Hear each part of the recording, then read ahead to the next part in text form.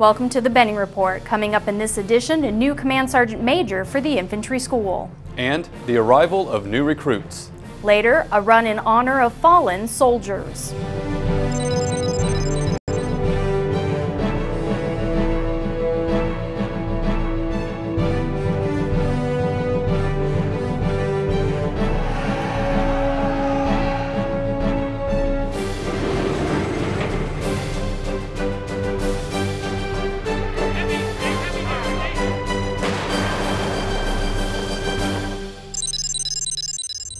Welcome to the Benning Report. I'm Melissa Bell. And I'm David Wright with the Fort Benning Public Affairs Office. Thanks for watching. Soldiers, friends, and family welcome the new Command Sergeant Major for the United States Army Infantry School at a change of responsibility ceremony held on Fort Benning. Sergeant Major Wilbert Ingram hails from the 2nd Cavalry Regiment out of Vilseck, Germany, and began his career at Fort Benning in 1986 after completion of infantry basic training. From Korea to Kentucky, Sergeant Major Ingram has a long career serving in numerous infantry assignments and vows to uphold the excellence of infantry training and schools. Having lost friends and subordinate soldiers over these 13 years of armed conflict, I stand committed, as my predecessors have, to maximize my role and commit myself to ensuring that those who attend any course within the United States Army Infantry School return to a force better trained to outsmart and whip any enemy, foreign or domestic. Fort Benning residents have asked, and we have an answer. Katie Cook hammers down the details on the construction of the Custer Road Bridge and the new completion date just around the corner. For the past 6 months, Fort Benning families and workers have had to use detours to move around post, while the Custer Road Bridge remained closed after its support beams were damaged. They were all damaged to some degree. Actually, the second one was in the worst shape. Part of it was actually missing. It was cracked. You could see the rebar inside of it. That was the factor that led to replacing at least that one, and then when we examined the others, they also needed replacing. Since Custer Bridge is in a high traffic volume area with about 4,500 passes a day and about 14,000 from the interstate below, Fort Benning agencies teamed up to fix it, and fix it quickly. Really, the whole Fort Benning team, as well as the contractors involved, had to work very closely together to pull this off. 6.5 months is a short period. I know it's long if you're having to live with the daily effects of this outage, but this is a project that could have taken a year or more in some cases. Before a bridge can be built, there has to be blueprints and plans drawn up that are reviewed for various impacts. This process can take up to 6 months before construction even begins. Thanks to the quick work by Fort Benning officials, they accomplished this work and eliminated a future closure, modifying the bridge to meet a new height requirement, adding 12 more inches. The bridge was raised basically 1 inch at a time. They got 1-inch steel plates. They raised the bridge up enough to get to slap one steel plate in, they'll lower it back down and get all of it going up concurrently. After a 6.5-month closure, Custer Bridge is set to reopen Labor Day weekend. Katie Cook, Fort Benning TV. Fighting off the dangers of heat is one of the most important jobs for units in training, and there are standard practices in place for that. But one battalion took the initiative to see how effective these practices are. So I headed out to the range for the initial data collection of their research. The risk of heat-related injuries is one of the biggest known threats to soldiers in training. The effects of heat over the course of the day are known to be cumulative, and it is the responsibility of command to mitigate those risks as effectively as possible. On the day of a team live fire exercise, the 2nd Battalion 58th Infantry Regiment has set about to measure the effectiveness of the cool zone. The cooling area contains 3 heat-reducing measures: the cool zone itself, which is a trailer that is brought to each training site consisting of 2 fans which disperse water from a tank. The second measure is ice-cold Gatorade for electrolyte replacement, and arm immersion tanks that can help soldiers by cooling the blood in the arms and sending it circulating through their bodies. The whole cool area is set up under a canopy or in a shaded area to get trainees out of the hot sun. But do these steps work? Is the cool zone apparatus truly an effective intervention? And is it being used to maximum effect? It struck me that there was no empirical data that showed whether or not these things worked. It was all anecdotal. People thought that they worked. People thought there might be a psychological effect, but no one had showed me any numbers that proved that the cool zone apparatus that we have actually works. As Lieutenant Colonel Pangilinan prepared to conduct this research, he had the benefit of Auburn University's Warrior Athletic Training Team to assist him. I realize that we have academics here as part of my team, as our WAT trainers who are trained to conduct research of this kind, to collect data and to gather some empirical evidence that the cool zone works, and if it does work, what's the optimal configuration for setup out here in the field. The pilot data the battalion has collected consists of measuring the temperature and other biometrics of soldiers as they step off the range, and then measuring the difference in these numbers as they step through each phase of the cooling area.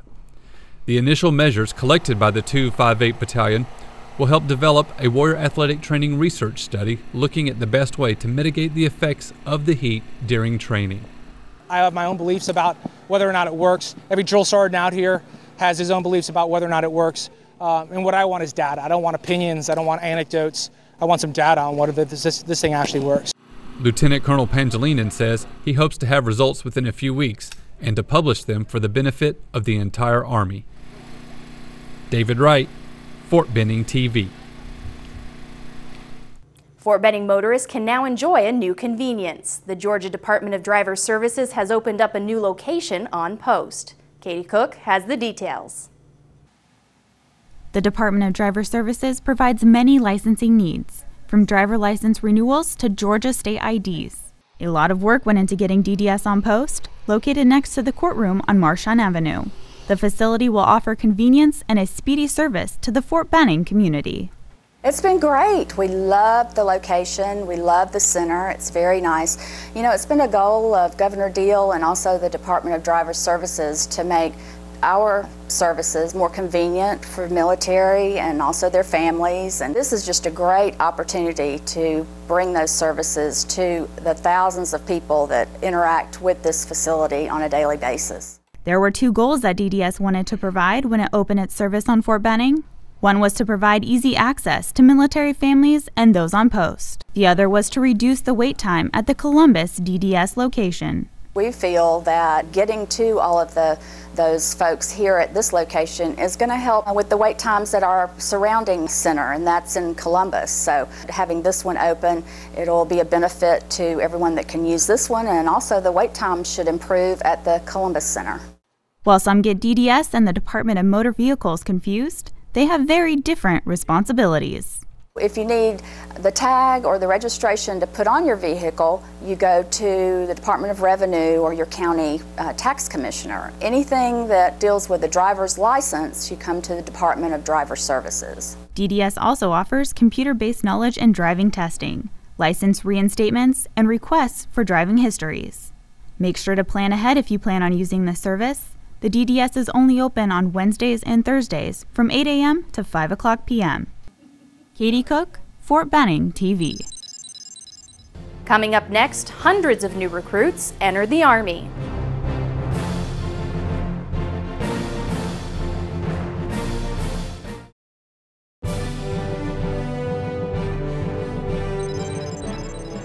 Civilian volunteers are the lifeblood of the U.S. Army, and Fort Benning is one of the very few installations set up to receive them. The summer months always see a big swell in the number of new recruits coming in. So I paid a visit to Fort Benning's Reception Battalion to find out why and to see what happens on their very first night. Hurry up, Robin, let's go! Let's go!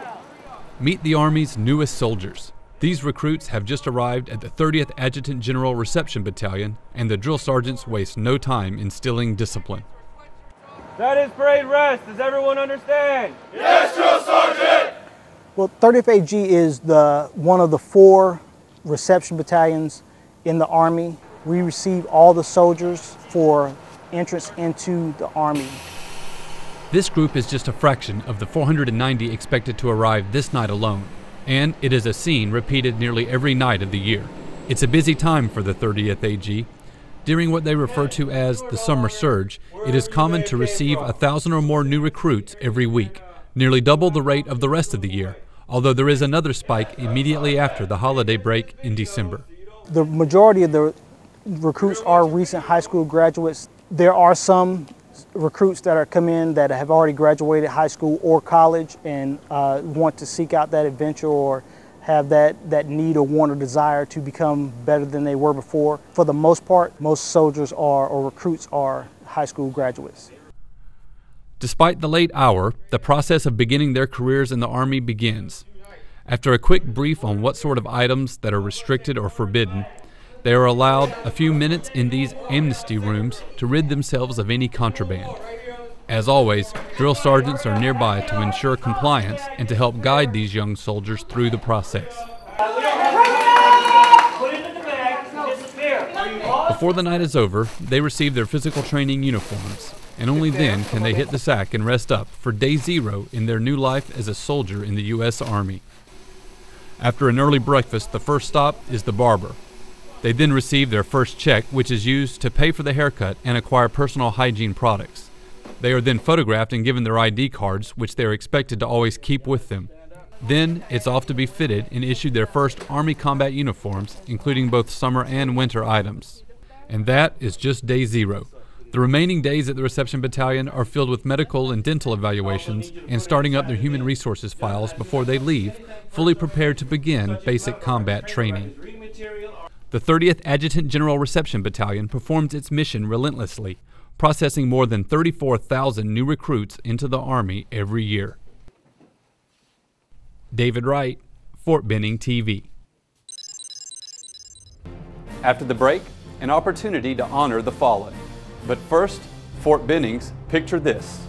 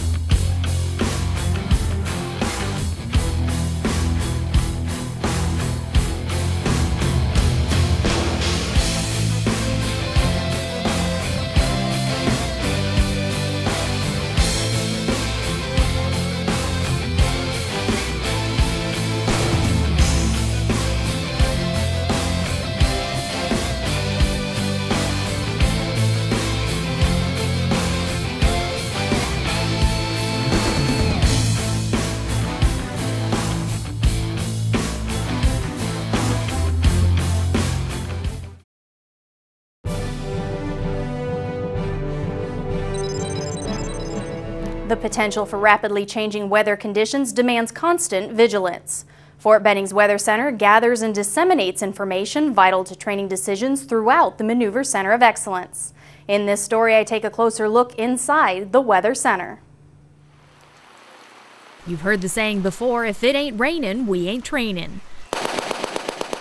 This may be true for rain, but with Georgia's many summer storms, this rain can come with other less desired events, requiring up-to-the-minute weather advisories from Fort Benning's very own weather station. All you really need to get thunderstorms is moisture, lift, and some type of trigger. Well, the moisture comes from the Gulf. Your heating gives you lift, and it also gives you a trigger. These weather technicians are all prior military, with careers of 20 and 30 plus years spent monitoring weather for the Air Force. So, well, that sounds interesting. What's 4 years? So what's 4 years turn into 20 years? Armed with Doppler radar and satellites, they're the watchdogs of the sky and compare themselves to the guards of Buckingham Palace, always on guard. Weather. Information and warnings are updated hourly from Fort Benning's weather technicians as well as those at Barksdale Air Force Base in Louisiana into a website called JET. This total information is then tailored to inform weather conditions with pinpoint accuracy for the missions and training across Fort Benning and more. It can be as complicated as briefing an aircraft from here to there, or telling somebody it's going to rain at 3 o'clock in the afternoon, so better prepare for your picnic. And these technicians have the added military demand of turning the uncertainties of weather probabilities into an exact science. They want to know, I'm getting to this airport at 3:30 in the afternoon. I want to know if there's going to be raining. You can't just say, oh, there's a 30% chance that it's going to be raining. They want to know if it's going to rain. And once given the information, it's the pilots who make the call. Well, that was easy. They're not going.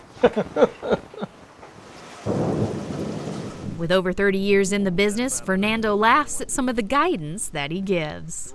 I hear the sirens, so what should I do? I said, ma'am, you should get off the phone and get in the cover and seek cover. And when the 75th Ranger Regiment's training takes over the airfield, We get stopped at the top of the hill and we have to come down with no lights, so it's a little challenging. We don't get night vision goggles to get to work.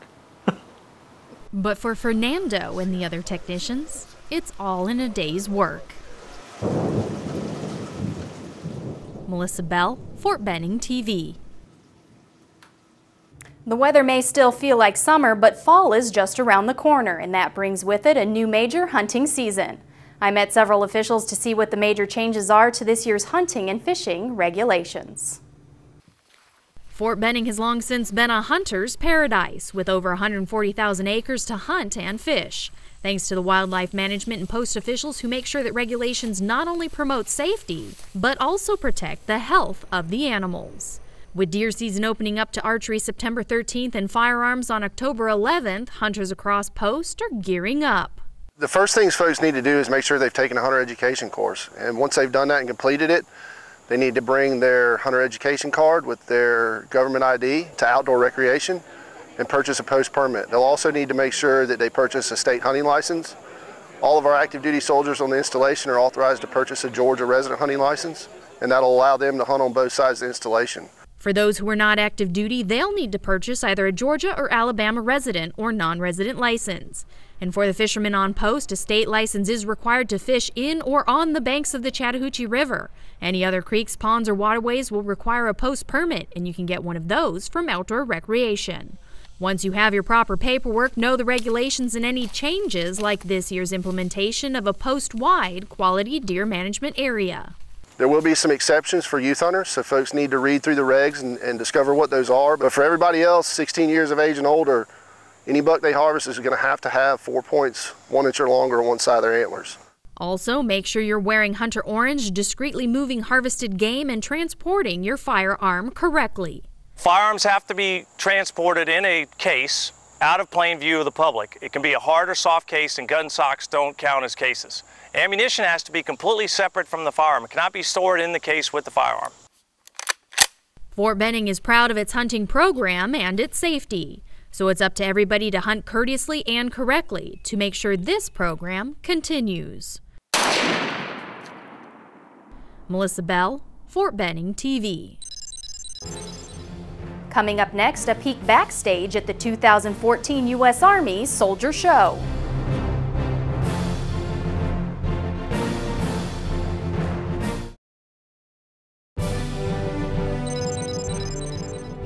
Many gathered to walk, run, or jog 1 mile during the 4th annual Run for the Fallen, hosted by the 75th Ranger Regiment. Katie Cook shows us how fallen soldiers were honored. The Run for the Fallen originally started in 2008 when a team of runners ran from Fort Irwin, California to Arlington National Cemetery. Each mile ran signified one fallen soldier, sailor, airman, and Marine killed during Operation Iraqi Freedom. This is the 75th Ranger Regiment's 4th year hosting the Run for the Fallen. Nearly 300 people ran a 1-mile loop around Stuart Watson Field. The people who ran on this day know all too well that freedom isn't free. It's important to teach my children and bring my family out here to remember the price that the Rangers paid, the ultimate sacrifice for them and others, and make sure to support the families who no longer have that. You know, they've lost something that they'll never get back, and it's important for us to make sure we come out and honor that sacrifice. 64 different names were placed on signs along the field during the run. Each one of these names represented a fallen Ranger. Not only a Ranger, but a son, brother, spouse, or friend, such as Corporal Benjamin Kopp. At 21 years old, he was killed in action during Operation Enduring Freedom. The Rangers really do tug at your heart and help remind us what is important and what the cost of freedom is. And this is a tattoo that Ben wore on his chest, and it says, "Freedom isn't free." A mile might seem short to some, but to most, it's not the length of the run, but what the run signifies. We don't just fight for each other, but we fight for our country. It's easy to give lip service, to say that you support on a day-to-day basis, but actually showing up at 9 o'clock on a Saturday morning, that's giving your own personal time. It's important for us to remember them, not just once a year, but throughout the year. Family, children, and friends wore the names of their loved ones on their shirts and gathered to begin the run. When it was over, the runners met and reflected back on those they missed. I'm just out here to support all of our fallen, and there's just too many of our friends that we've lost, and I'm out here to support all of them. Katie Cook, Fort Benning TV. The 2014 U.S. Army Soldier Show is a touring song and dance Broadway-style show that is performed entirely by active duty soldiers. The show is themed around the Army's message of Stand Strong and highlights such programs as the Gold Star Program, SHARP, and suicide prevention. Their tour made a stop at Fort Benning, and here they are to give us a little bit of a backstage look at what goes into putting on such a huge show. We are the U.S. Army Soldier Show. We're excited to be at Fort Benning.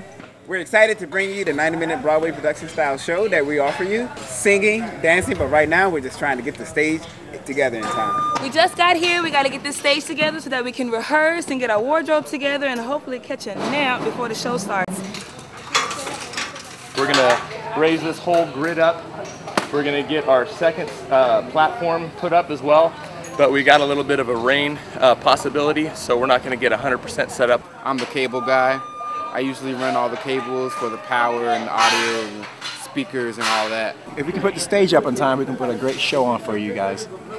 We've gotten pretty good with our efficiency. We make sure we start early enough to where that we have a good enough window not only to be completely set up, but also rehearse. Really happy to be here at Fort Benning, Georgia, and we're delivering a very powerful message this year. Stand Strong tells a story about soldiers and how we overcome adversity. We've been blessed with the ability to send out that message, and so that's what we're doing.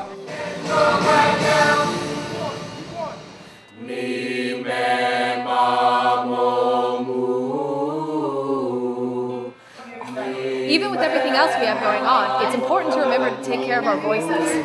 Otherwise, we won't have much of a show. Doing sound check right now for 2014 United States Army Soldier Show.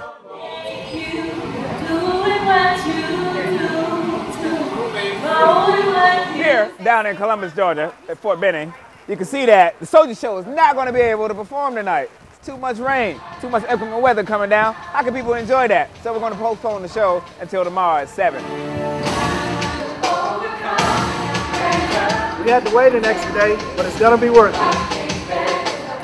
Cue the sound, hit the lights. It's showtime.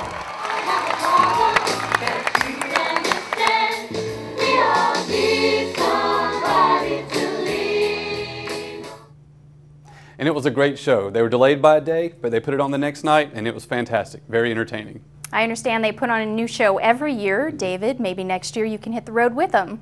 Well, it's for active duty only, so that rules me out. And that's probably good news for everybody.